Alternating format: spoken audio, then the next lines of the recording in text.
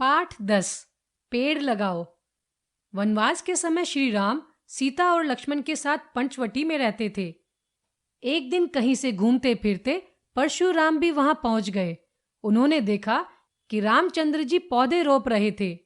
श्री राम ने परशुराम से पूछा कि आजकल आप क्या कर रहे हैं। परशुराम ने अपने द्वारा किए गए कार्यों के बारे में बताया। उस समय वे जंगलों को काटकर बस्ती बसाने का काम कर रहे थे।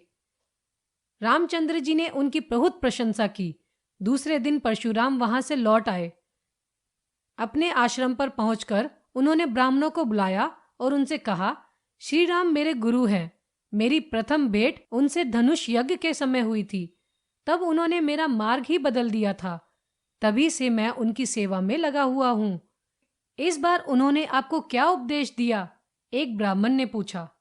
इस मुलाकात में श्री राम ने मुझे कोई उपदेश नहीं दिया, लेकिन वो जो काम कर रहे थे उससे मुझे बहुत बड़ी शिक्षा मिली है। तभी एक दूसरे ब्राह्मण ने पूछा, ऐसा वे क्या कर रहे थे?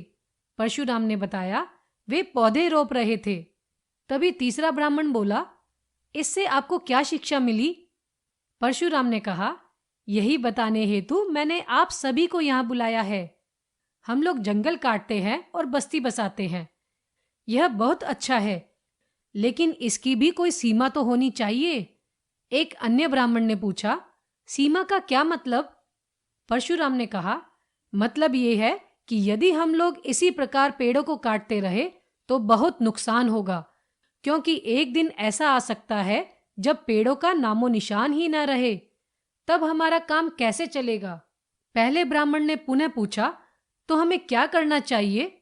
परशुराम ने कहा, अब तक हमने जो किया सो किया। अब हमें पेड़ काटने का काम बंद कर देना चाहिए। सभी ब्राह्मणों ने एक साथ कहा, तब हमें क्या करना चाहिए? परशुराम ने कहा, पेड़ों को काटने के बजाय हमें पेड़ों की रक्षा का काम करना चाहिए। जो पेड़ पौधे हमारे लिए उपयोगी हैं, उनकी देखभाल करनी चाहिए और नए पौधे लगाने चाहिए। यह बहुत बड़ा काम है। अब परशुराम ब्राह्मणों और शिष्यों के साथ पेड़ पौधों को लगाने के काम में जुट गए।